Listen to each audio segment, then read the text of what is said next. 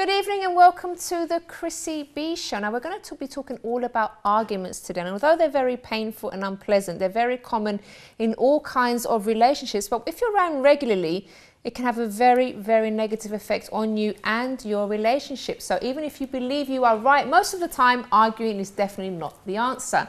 Joining us tonight to help us find out how it can be minimized are love experts James and Helena Marques, and also someone who used to argue quite a lot with his partner. He's going to be telling us his story as well. And since it's Monday, we're also going to have Chris Brown here with some self-development tips later on in the show. So if you want to get in touch, do give me a call on 020 7686 6300. Now, why do you think it is that people who say they love each other so much argue? Do give us a call, 020 7686 6300. And you can also tweet. I have my iPad right here if you want to tweet, at Chrissy B Show. So first of all, before we get into this subject anymore, let's talk to the lovely Lizzie. Hi, Chris. Hello, Lizzie. Good evening. How are you? I'm well. How are you? Good. I'm fine, thank you. So you've got some news articles for us. Yes, I've got some news. But tell us about your relationship. Do you guys argue a lot, or did you guys argue a lot? In the beginning, I wouldn't say it was argue, but it was like we had a lot of disagreements because he was from a different background to what I was from. So it was so strange because when we were dating, we didn't see them differences. But when we got married, it was like, oh, you do things like this, I do things like that. So it was a lot of differences we had to get used to. Have you ironed those things out now? Yeah. And now, like, different things, like the way, like, his mum cooked, I learned how to do, little things like that, because it makes a difference, isn't it? So, like, the dishes that his mum would cook, I went to her house, she taught me how to do them. Oh, that was nice. Stuff, yeah. Oh, but does he eat like your kind of food, though? Or doesn't he like... No, he does, yeah, he does. He prefers to eat my food than even eating out. He prefers to stay at home and eat all the time. Oh, okay. Oh, that's good. That's a good sign. Yeah, well done. Yeah. All right, so tell us what's in the news. So I've got two news on Jennifer Aniston, and one of them, she had a flight booked from LA to Heathrow this week, and also guess who was on that same flight as her, who was booked? Not her ex. No. Oh.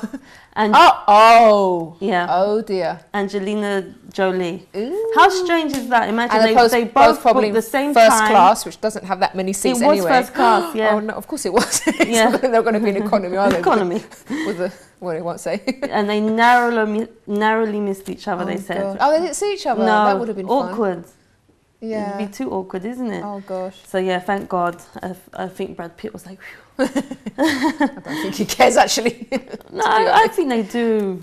I think Jennifer still does. Don't you think so? No. I do. She's moved on. I think he's moved on, but I'm not sure about her. Honestly, I'm not sure about her. Yeah. I'm not buying it. It's been so long now. No, I'm not. There's something about her. I'm not buying it. Yeah, I don't think I don't know if she's 100% happy. And I'll tell you why. Yeah, tell us. Because she was having a chat as she came to, obviously, she was on her flight to Heathrow. She was in London. She had a chat with the Radio 1 reporter, Chris Stark, and he was asking her, okay, on your list of normal people, who do you find good looking? Who do you find attractive? And she mentioned Ryan Gosling. And he didn't see nothing in it, but I don't know if we have a picture of him. Yeah. So apparently this is Jennifer Aniston's crush at the moment. What, you think he looks like Brad? Let's go back, let me have a look. A younger Brad. Oh, they do actually look a little bit alike, don't they? There we go, isn't it? All right, well, this one's better looking, I think. Maybe. And so that's about Jennifer. And also we have another celebrity. Carry on, I'm just going to find the Facebook comments because I forgot to get them ready and I'm just going to bed. Carry on talking, Lizzie. All right, and we have Simon Cowell, and obviously he's been really naughty, hasn't he? He's been he's always been naughty. Well, he's never settled down. That's him, isn't it? And he's very open about it. That's one thing we have to say about him. So now it looks like all his playing around and messing around that he's done has got him in a bit of hot water, because actually a lady fell pregnant, right? Lauren Silverman. So now she's filed for her divorce. It's been settled from her husband, and now she's free from her husband. Well, are they actually going to be together now? Because he's probably just going to walk away. I don't think they will. No. But because the sad thing as well is she had a son. Lauren has a son with her husband. So now the court decided there's joint custody, and she also won $2 million as well. And the thing is, they've been together a lot of years, haven't they? They were together a long time. Their son is 7. Gosh. Yeah. Sad, That's isn't really it? sad. So I can't keep up with Simon. No. Because I didn't even know he wasn't with that makeup artist anymore. I didn't. The one he was supposed to be getting married to. Oh, okay, yeah. Unless I've been misinformed, but I saw in the news. There was something like, there's a lot of stuff. It's hard to keep up with him. Maybe this is going to sell him down. What do people find so appealing about the T-shirts and the, I know, all right, the money, but other people have got money as well. Yeah. Yeah. Yeah, I feel sorry for, I don't know, maybe this is going to calm him down. That's the only good I was trying to see out of it, you know, having a child, because he's never had that. He's always had family, responsibility, women. Oh, she's actually going to have the child? Yeah. Yeah, she is. Yeah. Okay. She is. Oh, let's see what happens then. Okay. Simon, Daddy. I'm on a roll. I have another love life one. Okay. There's an bigamist, and it's so funny. He's not even been sentenced yet, and he wants to get remarried, because this is what happened. He married someone years back. He was his wife. Then they separated. They were separated for a few years, and he married someone else. Oops, without divorcing his first wife. And then his first wife was scrolling through Facebook, and then she found pictures and realised, hold on, he's remarried, because they were separate for several years, didn't speak or anything. And then afterwards, now this marriage, they had the second one. Now they have hit the rocks and want to separate. Now he's met someone else. So now he's being sentenced for obviously marrying 2 wives, but he wants to marry someone else. So he's like, I can't wait for my sentence to be finished so I can marry the love of my life. Oh, gosh. So number 3. It was a bit dumb to kind of put the pictures up on Facebook though, wasn't it? Because exes do go on their exes' pages to see what they're doing sometimes. They do. And apparently he thought, though, that because he was separated for her for these years, that he didn't need to... Well, I don't know if he really felt he didn't need to divorce, because obviously it's a legal thing. Yeah. But maybe he thought it was a small wedding, I won't get caught out. But if you put them on Facebook... Of course. Yeah. Find out a lot about Facebook. So I don't know what sentencing he's going to get yet. They're deciding. And also we have another one. There was a bogus groom. And did you hear this one? Yeah, no. You didn't. There's a Nigerian guy, his name's Chinedu. And basically he paid £5,000 for someone to fix an arranged marriage, you know, to stay in the country, to be legal. And the officers, they got caught of this, and they thought something's going on because of the way they were acting, the couple. It was a Hungarian lady and him, and they said they were too affectionate. You know, they just didn't buy it. They were like, they were observing them. It was too much. So as they were going to the registry, as they were doing the papers and they were there, the officers came in and started asking questions, saying, what's going on, what's this? And to the point, he didn't even know the address of the house. So they were just got completely busted. Do we have pictures of them? Let's have a look. I want to see the pictures. No. Do you have them? Yeah. He looks where's the bride? I want to see the bride. That's him. Yeah. Where's the bride? That's not the bride. No. I'm not the bride. I don't think we don't have. Okay, let's carry on. Okay, yeah. So that happened in Leicester, actually. And also what we have here, this is something actually is very serious. It happens a lot, and I've known people that have gone through this. There was basically, you know, when people have arranged marriages, especially in some cultures, they do. Some people call it forced marriage or arranged, whatever it is. At a certain time, a young teenager or a young lady goes to certain countries, and the parents partner them up with someone they've never met. So this happens a lot. So what they've done is actually like a campaign about it, and it's called Karma Nirvana. And they help women, young women, teens, escape that. And they gave this advice that when they go into the airports, because obviously it's kind of by force, so the parents go with them, and it's a whole family involved thing.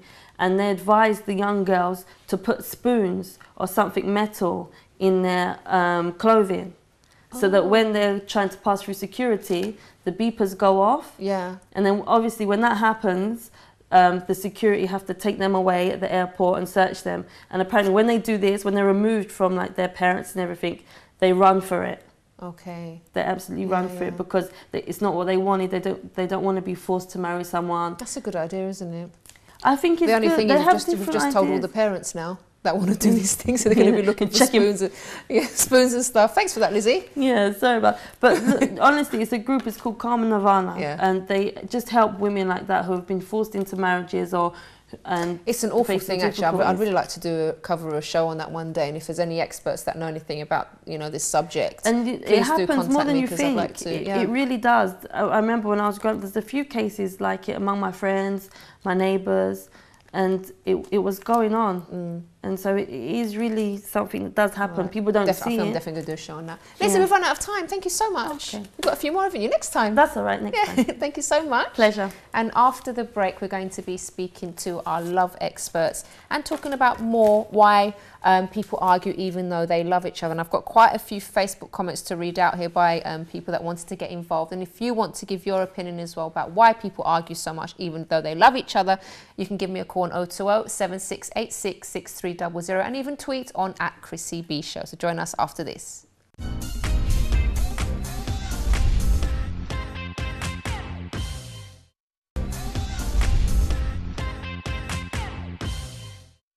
Welcome back to the show, and we're talking all about why people argue even though they love each other. And I've got here with my resident love experts. I was going to be a fitness expert for a minute there. Love experts. No. You wish. Yeah, I wish. Helena and James Marques from Love Talk Show and from the seminars that you do on Saturday. So we did ask people on Facebook this question: why do people argue even though they love each other? And we had quite a few responses actually. Serena said maybe because they want to prove that they are right about a discussion they are having that actually turned into an argument, wanted to have more power over the other person. And we've also got Sabrina saying perhaps because their personalities clash. If so, arguments are bound to happen. And Atul says they are bored. Simple. Was that a teenager who answered that? No, actually, it's quite. It looks like no, it's not. I've got to see a little picture there. I don't think people argue because they're bored. I think people argue because, you have disagreements. Disagreements are normal, and they will happen. And there's a craft to not allow a disagreement to turn into an argument. And actually, I just want to teach viewers something really interesting that I learned last year, reading a very interesting book about relationships. And if you think about it, it makes a lot of sense. When you work, you're in your job, no matter how much you don't like your boss, you never argue with your boss, because you know that if you do, you lose your job. Same thing with your colleagues. You may hate your colleagues, but you never argue with them. You find a way to get along and solve the problem. So if you can do that with someone you hate your boss, you hate your colleague, and you don't argue with them, why would you argue with someone that you love? And the truth is, when you involve feelings in a discussion, things are just blown out of proportion and they don't get solved. So the craft to solving a disagreement, so it doesn't become an argument, is to solve it with your emotions to the side and do it rationally. Yeah, and that's not to say obviously that you're not going to express your views about the argument or what you're feeling, because you still express what you're feeling, don't you? But it's just you don't let it sort of get to that stage where you are arguing. And actually we have some tips for the viewers afterwards about how to stop an argument and how to kind of calm yourself down, so we're going to be talking about that afterwards. Let's read a few more here. Michelle Harvey says it could be that one is feeling let down too often. After trying to lay their cards on the table, the other half, out of guilt or shock, takes exception, hence an argument. Embarrassment, misunderstandings, high expectations, chauvinistic views, interesting, lack of trust, etc. all could cause arguments between people in love. And because men don't like to say they're sorry. I agree. I can count. In one hand. Really? Yeah. The amount of times Really? Are you sure? Yeah. We can have an argument about that. I think we should do a whole show on why men cannot say sorry. Sometimes, but they say it in other ways. They say it in other ways. Sometimes they don't even do. Do you know what happens? They didn't see that they did anything wrong. That's but even when you tell them, they don't. Anyway, okay, this is something else now. Even when you tell them, they don't. It's an ego thing, I think, sometimes. And Elena said something which is very true. Sometimes I know it doesn't sound right, but sometimes we men, we don't see that we did anything wrong. It takes a while for us to see that. Oh, by the way, that wasn't Michelle that said, it wasn't Michelle that said that last bit about men not saying so. That was my opinion, actually, but yeah, okay, that last bit. You know, I see this thing of arguing as sometimes lack of maturity in a relationship, because I remember when we were, you know, recently married, we used to argue quite a lot, even before we got married, because I have very strong ideas. He also has very strong... You clashed a bit. Yeah, we did. So I would say, but why? But I would use that word a lot, but why? Why can't I this or that? So it's about you actually listening to the person and saying, okay, fair enough, he's got an opinion like I do, and talk about it.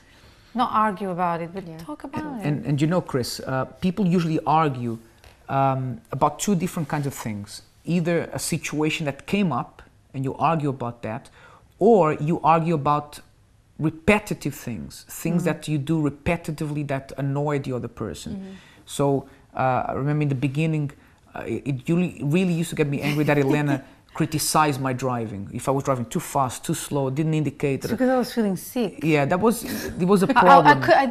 I couldn't drive back then, so now I understand. Yeah, and then, you know, that used to get me really angry, and we would argue about that, right? So then she saw, you know, I can't push that button. In the same way, I used to push her buttons as well. But then when you learn what those things are, and if you can... Triggers. Yeah, no, I'm going to put these triggers to one side and not press those buttons, then you solve a big problem there. Again, it's to do with what you respect in the other person and paying attention to the person. She's an individual. The person likes different things. The person is a different person. She's not your twin, and even if she wouldn't think the same you do. So, you know, it's about you respecting and understanding. Okay, let's read a couple more. Another Serena says, sometimes it can be through frustration, especially if one person in a relationship is upset with the other because of something that they have done, but has not sat down and spoken to them about it and did not want to hurt their feelings at that time. Then it turns into an argument because there have been no previous communication. I think that's a very good point, because you don't want to sort of rock the boat. So if there's something that did upset you that your partner said to you, instead of talking to them about it, you hold it in and say, oh, if I say anything, it's going to be awkward between us, and then I don't want it to cause an argument. But the thing is, the more you keep it in, one day you're going to explode because you're suppressing your opinions, your feelings. It's like a pressure cooker, right? Yeah. If you don't let that steam out, then it's going to explode. And the best way, it's really hard sometimes, if you can't control your feelings, to learn to keep the conversation in a level that you can solve the problem. And it takes practice. If a person has a habit of arguing, they probably will not be able to change that in 1 week. It takes practicing. Even for us now, sometimes it's hard. You really have to try hard to... But we really don't argue as much as we used to. Yeah, I mean, we have disagreements, of course, like everybody else, but... You kind of learn, isn't it? It's like we said, it's a craft, Chris. You really have to hone that craft and learn how to control yourself. You have to compromise, isn't it? Yeah, and learn to compromise, exactly. But that's what I love about you too, Zoe, because you're here as you are the love experts that come on the show, but you're also very honest, that you know that you have your disagreements, you have your old arguments, and that's really nice, because sometimes people think, oh, if we argue, there's something wrong with our relationship. Okay, if you argue excessively, yes, that something needs to be... If abuse, arguments are, obviously is abuse. Then there's something wrong. Yeah. But if it's just sort of disagreements and a few arguments, it's normal. Two different people, isn't it? Actually, this is what our next Facebooker says here, Israel. 2 minds, 2 opinions. They will always have arguments, but love is the one that will bring them together. So 2 opinions. That sounds like a song. Did you copy a song, Israel? Who knows? And then Carol says, well, I have never been in a relationship. Oh, Carol, we need to get you together with someone, don't we? I've never been in a relationship, so it's hard to tell, but she wants to give her opinion anyway. But what I can say, it could be due to a lack of understanding from both parties. Yeah, but I think Chris, even when you don't understand each other, because sometimes you don't there and then, you may understand each other later when you understand each other's views better. But like Helena said, you have to compromise, right? Okay, we don't understand each other, we haven't found a solution, but let's do it your way for now. And you know, it's like we said sometimes on other shows, that you build up credit, right? Okay, we did it your way, next time we'll do it my way, and that's how you solve a problem. I'm not always right. He's not always right. So, you know, sometimes you just have to admit it. You're not right. That's very hard for some people to do though, isn't it?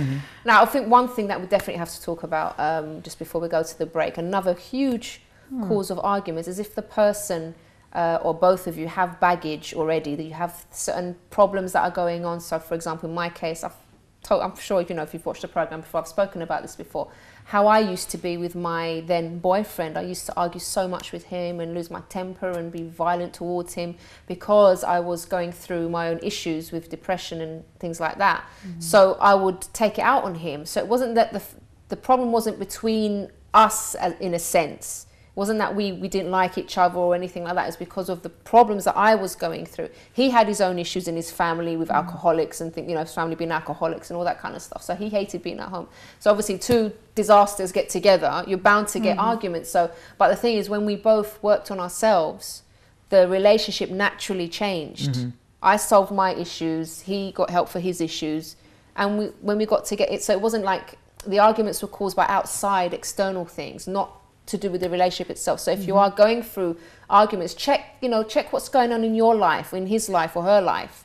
Just check to see what's happening. Are there issues from the past? Was there abuse? Was there other things that are going on? Is one of you sick, for example? You're in pain? Because being a person in pain, for example, they're going through a certain, they get grumpy, isn't it? It's like of course, nothing is well. When for I've them. got a headache, I get grumpy. Never mind someone that's going through like physical pain, and when I'm hungry. We know that very well, Chris. All right. We know Chris quite well. So anyway, as I was saying, when you're in pain, you do. It's really hard to be cheerful, and obviously then the other person thinking, oh, why are you moody with me? Why are you? And it's not you per se, it's because of what they're feeling. And also, Chris, look. We've got to go to a break, my darling. Oh no. I know you guys have a brilliant point. I know. Do you want to save it for after the break? I'm going to forget. Don't forget, write down. Okay, we're going to go to a quick break, so do join us after this.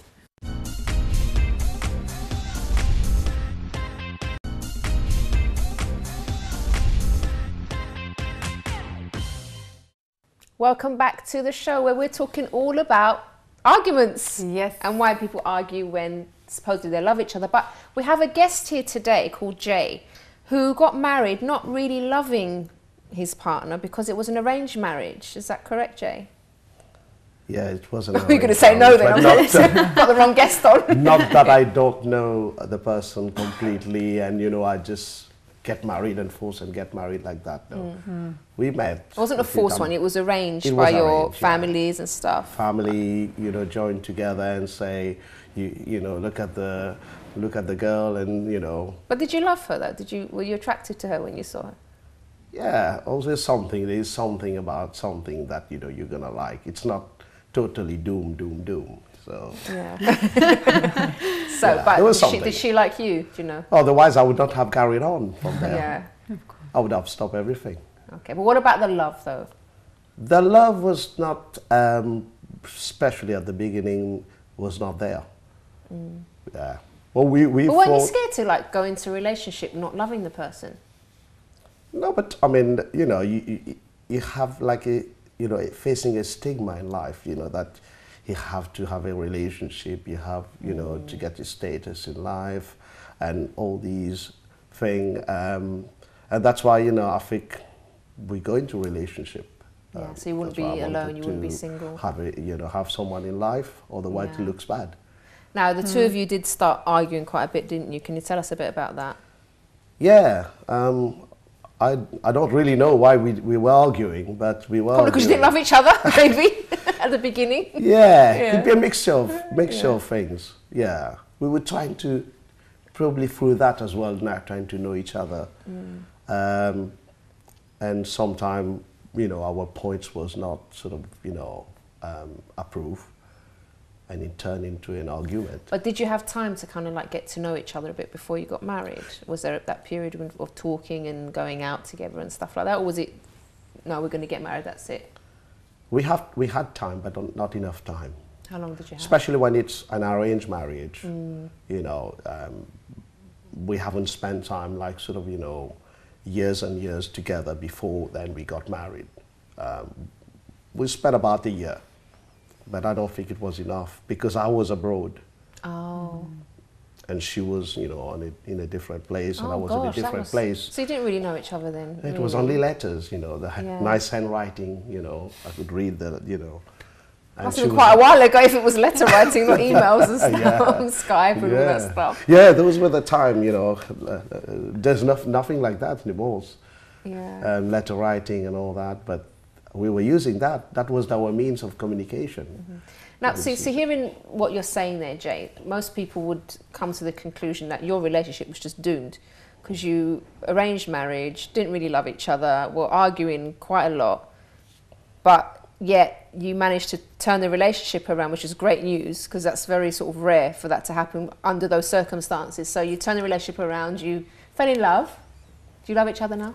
Of course. Oh, see, no doubt about that. You didn't even have to go No. straight away, of course. No. That's why we're still together. Yeah. It's How long have you been growing up. married now? 17 years. 17? Yeah. Wow, congratulations. Thank you. That's amazing. Yeah, we want it to be 77 actually. Oh. Why not 107? If you like, 177. So, I mean, like I said, it is like quite rare for that to happen. So you got help for that. You got counselling and everything. So that's how you managed to change everything around and actually getting to know each other as well from the beginning. Yeah, we got advice because, of course, you know, I mean, two people pulling apart was not leading to anywhere. So we had to get advice, counseling and all that.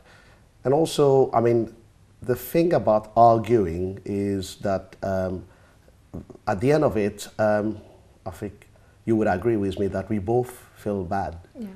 Nobody feel happy about it. And nobody won't win. And we fought by arguing that, you know, I will win over the other one, or they will win over you. And we keep on debating, arguing. I say, well, at this point now, if I say that, then she will be convinced about that. But that never happened. That convince never happened. It just goes round and round, turned into a circle. And in the end, the feeling that you're left with is like, why did I do that? Yeah. What did I get through that? I get nothing, rather than just be frustrated and sad. It's so true, because when you do argue like that excessively, I used to feel terrible after arguments, and I used to think, why did I say that? Why did I react that way? And then I felt guilty, but then like an hour later I'll be doing it again. And you know what the silly thing is about arguments is that in most arguments, when the argument ends, if you ask people the next day what you were arguing about, they don't even remember, right? Sometimes are very petty things, very small things. In fact, this is why we are here wearing the Love School t-shirts, the polo and the t-shirt, because we're having this massive event at the Wembley Arena to teach people about love. Because if you think about it, Chris, people teach you how to ride a bike, people teach you how to speak a foreign language, your mom taught you how to cook, but who teaches you about relationships? You just jump in head first, not knowing anything, and you make loads of mistakes. And you saw your parents arguing, so you argue. And like Jay said, I agree. Nobody wins. I agree totally with that. And I was going to mention about this, you know, where I learned that from is I learned that from my parents. You didn't know any better, isn't it? Exactly. I mean, you know, that's the way they would go forward with solving, you know, try to think that they would solve a problem. But, you know, and then if I've learned from that, when I, you know, in my relationship now, I just take that forward to think that, But the thing is, that you have will to help be me. like very, you have to swallow your pride to actually even admit that you need help in relationships. Because I tell you something, I'm well into this Love School event because I'm hosting the event and there's the speaker. So I can't wait. Wembley Arena, 22nd You should of be September. wearing the t-shirt. I know, but you know, I can't be wearing it every day for the show anyway. And the thing is, I was out on Saturday in Angel, sort of promoting the event and letting people know about it. And this woman, as soon as we put the stand up, she came up to me really angry and said, I think it's ridiculous, Love School. How can you teach people about love? And she's going, no. And I said to her really calmly, I said, oh, how's your love life then? And she just like didn't, if her love life was good, she would have said it's brilliant. She'd go, oh, it's none of your business, thank you very much. And she walked off. So obviously there's an issue there, but the thing is, a person like that reacts that way, they're obviously, you know, too proud to even learn anything new, and their relationships will keep going wrong. So if you're that kind of person that says, you know what, no, I know everything, I don't need anyone to teach me, you're going to be a very sad person, in not just in your love life, in all areas of your life. And you know, they usually say that for you to become an exceptional sportsman, an exceptional professional, you need to invest about 8 hours a day for a certain amount of years. Now, if that's for your professional life, if that's for a sport, a hobby, why should it be different for your love life, right? You need to invest a lot of time swallowing pride, like you said. What else, Lena? So many things. I was actually thinking, right, what else? Well, while you're thinking, let's just tell people about this magazine. Quiet, you know, you want to talk, especially women, or especially me. I like, you know, trying to explain myself. You know you can't win the argument, but you still try, and so many things. You know, you just have to. And that's what people are going to learn at this Love School event as well. Because, as I said, I showed this magazine on Friday. And this is a free magazine that we are giving to people. So if you want more information about the event, it's free. We can put that in the post for you. There's details on how to book the ticket. So what it basically is, it's a huge love life seminar to teach everything there is to know about all the secrets to a successful love life. And this applies for anyone. Jay, I'd like to invite you as well, actually. You can have that one. Oh, wonderful. We'd love you to come along as well with your wife, even though you've been married for 17 years, but it's also for people that you know, that have been married for a while and you want to make the relationship even better. It's for singles, it's for those that say, look, I'm not ready for a relationship right now. It's for you as well, because it's going to give you the tools, it's going to equip you with things that you're going to need for that future relationship. And don't shut off love. Don't sort of say, no, love's not for me. It's for everyone, definitely. And I really don't think anyone can say, I'm looking are you going to be there? Oh, yeah. Oh, of course you are, because you've got the t-shirt on. Yeah, but I'm actually looking, I'm not going like, oh, I'm going to be working. I actually look forward to being there, because James was giving an example earlier about something that he learned at the Love School that we had a few months ago, last year. So I'm really looking forward to it. Yeah, I attended the one last year, actually. It wasn't on this scale that's going to be in, because this was like in another building. It was like, this one's going to be at Wembley, but I learned to understand my husband much more. Oh yeah. Because we talked about these sort of personality types and stuff like that, and I thought, oh my God, that's me. Those two are me, wasn't it? And I was like, oh, that's why sometimes I get annoyed with him, and like I think but the thing is, it's just he got to understand me better, and I got to understand him better, and it's just so nice. You just learn so much. But like we said, if you're not willing to open up and learn something new, your things aren't never going to change for you. That's right. And relationships, they're a continuous learning process, right? The thing is this, you never ever get to a point where you know everything about your partner. Because your partner is always evolving. So even if you know 100% today, tomorrow she's learned something new, she's changed. So you always have to be adapting. That's what makes a relationship exciting. That's why people who get married or who are in a committed relationship can never say it's boring. It can never be boring for you to find out about your partner, to get to know her. And people change, isn't it? Different phases of life. You're always learning. Absolutely. So Jay, I want to see you there, right? I will be there. I'll be looking out for you in the crowd, you and your wife. I will be there. Yeah, you go. I want to learn more. Get your t-shirt. Get your t-shirt. Yeah. I will get my t-shirt, if you do want a copy of that magazine, we can pop that in the post to you. You can email me on chris@chrissybshow.tv. Well, Jay, thank you so much for sharing your story. It's a pleasure. And thanks very much to our love experts. It's a Pleasure. And after the break, we're going to be speaking to Chris Brown in the Self-Development Clinic. So do join us after the break.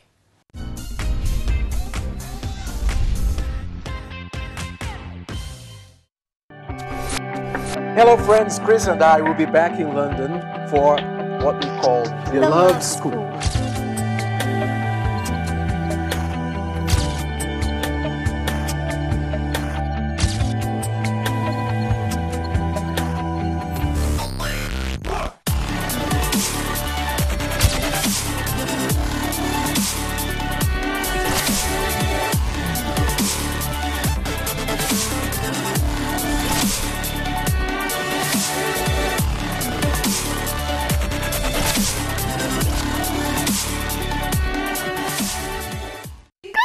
Excited about the Love School. Guys at home, I have to say, you're crazy if you don't get your ticket. Yes, I'm going to say that on live TV. You're absolutely bonkers if you do not get your ticket for the Love School on the 22nd of September. Are you going? I've got my tickets. Have you got your ticket already? I have got my 2 seats. Really? I'm right up front, one up there, you're going to see me. Me and my wife are going to see do you know what? All the right upfront tickets have gone. Yeah, because They've all been sold out. This is why. Yeah, okay. And I've got another crew coming with me as well. So Really? I'm there, right? Oh So gosh, give us I a little really wave am from on top. so excited about it. Really Yeah. excited about it. Love school, love school. Everyone loves school. I know, it's all over the place, isn't it? brilliant, Like the isn't it? banners and like the tube, and every time I see one on the tube, I get really excited and I get like, oh, there's I haven't seen the bus one yet because I was saw at one the work other and somebody day. said to me they saw it as well. Yeah, I try to take pictures every time I see something. I try to take photos. Okay. Yeah. Listen, you're Sorry, talking... back to you. Yeah, back to me. Right, you're talking about arguments, relationships and Yeah. arguments. And on the other side of arguments, we're talking about resolutions, conflict resolutions. Now, I'm going to credit this to Stephen Covey. So everybody's actually want to look up this information. Stephen Covey, the late Stephen Covey, and his book, The Seven Habits. And it talks a lot about that, to be honest. And there's a little bit of study I did before. I remember delivering on this course about this. And there are 3 types of conflict, general conflict that people have. And the first one we're talking about intrapersonal.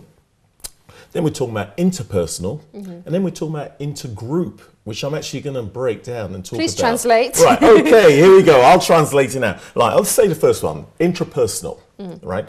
Now, when we talk about intrapersonal conflict, we're talking about the conflict that we should have with ourselves.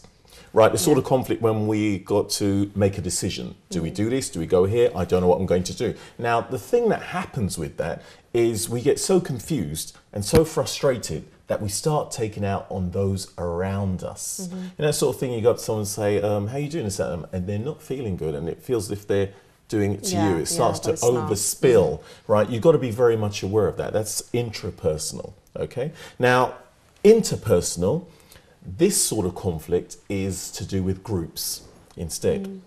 Right, now when I say groups, we're talking about, I shouldn't have said the word groups, let's say more than 2 people at the end of the day. It could be your boss, it could be at work, it could be the workspace. We got to the point where you're used to working in this area and that's not going right. So we have this sort of interpersonal thing going on at the end of the day, which causes divisions in companies quite a lot. You know, the decision made, decision not made. Yeah. Then we got the intergroup, which is more about workspace. Yeah. We got intergroup, which is more about gangs as well, where we're talking about even nations. This goes even bigger, where you got groups that are saying, I want this, I want that, but there's no meeting in between the 3 in any kind of way, because this is what we want, this is what we're about, and that's that. So we're talking about interpersonal, interpersonal, and intergroup, right? Sometimes in saying that, you can actually recognize that in yourself as well. You recognize that in your partner. Yeah, that sort of thing going on, or in the workplace as well, and be very much aware of it. Right? So, talking about those 3, now if I just said to you, we're talking about someone like Romeo and Juliet, right? We're talking about Romeo and Juliet. Romeo, Romeo, Romeo, wherefore where art thou, art thou, Romeo? deny thy father and refuse thy name and be but sworn, my love. Shakespeare, hey. That's all I know for me. Okay, people always know a bit about Romeo, isn't it? All right. Well, when you think about it, I mean, what sort of would you, after I've explained it, would you say they're interpersonal, or remember them? Okay, we're talking about it, right? Can't remember. We're talking about here intrapersonal. Okay. Right. You know, no, sorry, interpersonal. I got it wrong as well. Interpersonal, where say 2 or more, and they're actually debating about what's actually going on, the whole love thing and all that. Yeah. At the end of the day. Now, talking about that, let's talk about the things that actually cause conflict. A main one, miscommunication. Miscommunication. You've got the listener and you've got the receiver, all right? So listener is actually receiver, and you've got the speaker, right? Okay, miscommunication along the way. I want it this way, and we said this way, and this message got hit. When miscommunication causes conflict. Poor communication, right? We're talking about misunderstanding. We're talking about poor communication as well. Not being able to convey what you really want and say it. So always, sometimes in agreement, and then find out later on, that's not really what I wanted. Then we're talking about personality. Sometimes people's personalities just don't go. It's true, and I think that sometimes you just have to accept that. Yeah, that's it. Work around it. That's how that person is. You can't make somebody over. Yeah. You know, but you can work around them and work with them instead. That's their personality. You know, over time, we're talking about relationships. That happens as well, but people tend to grow later on. They realise down the line who they are, and it's not really worth all that, you know. You think about it, all the arguments you have, the heart rate going up, you know, the blood pressure and all these sort of things going on. Is it worth it at the end of the day? No, it is not. Right? Okay, so let's talk about resolving conflict, which is the better side of it. Resolving conflict. Here we go. Use effective listening. Use effective listening. It's not always all about you at the end of the day. Be able to actually use your listening skills more than your talking skills. You know, try to understand that person.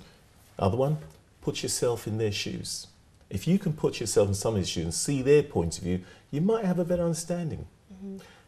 Doing that actually takes away the pride and the ego.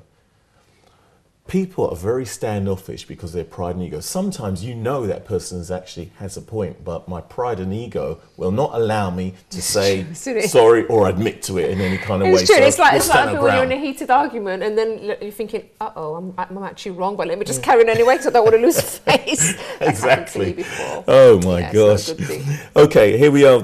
Sort out each other's needs as well. You know, if you can actually, it's funny, say it this way, be a servant to each other, you know, sort out each other's needs, get to a point of win-win, you know, you work it out what you want, I find out what you want, you find out what I want and work it out, yeah, sort each other's needs.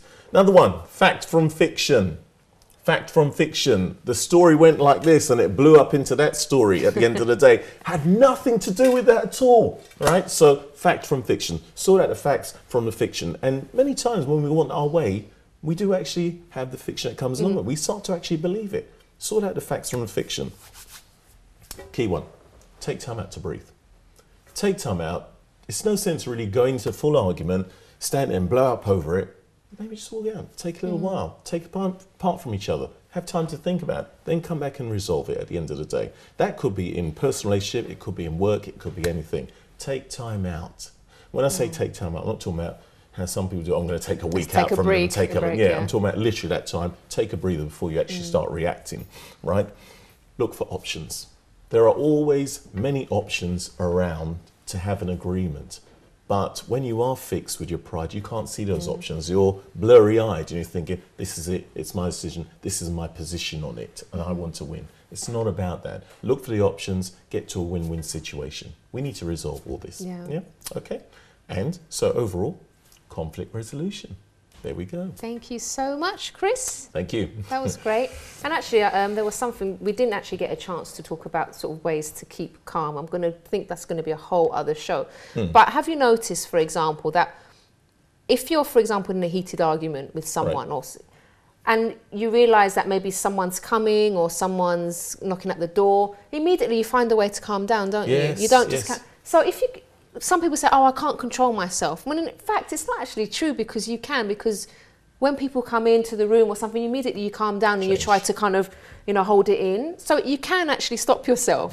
But we're going to, like I said, I'm going to do a whole other show because I think it's a really important topic to talk about. How to stay calm, how to calm yourself down, because it's surprising. There's some other things as well that are very surprising. Simple things that you can do to actually calm yourself down, even before something even arises. But we're going to tell you that another time. Thank you so much, Chris. Thank you very much, Chrissy. Pleasure. And we'll be back again on Wednesday. And we're going to be talking all about shyness and how shyness can affect a person's life, but also how you can stop being shy, or at least stop letting it affect you. So do join us for the Wednesday show. And if you want more information about the show, you can email me on chris@chrissybshow.tv. I promise to answer all emails personally. And also you can visit the website chrissybshow.tv. See you again next time. Bye-bye for now. 3, 2, 1, power slide, bum down, grab board, lean back. Hey, perfect. All right? All good? Can you get up? It's so nice doing that. Grab it, grab onto it as hard as you can, just keep your arms out in front of you. There we go, arms out, straight up, stand up, stand. Oh, there we go, just relax, arms out in front, on your toes, on your toes, on your toes. On your toes, on your toes. Let go for a second. That's fine. Can I walk up? Please. That was brilliant. That was excellent. Other than a stylish dismount at the end. Hey, look, no pressure. No pressure.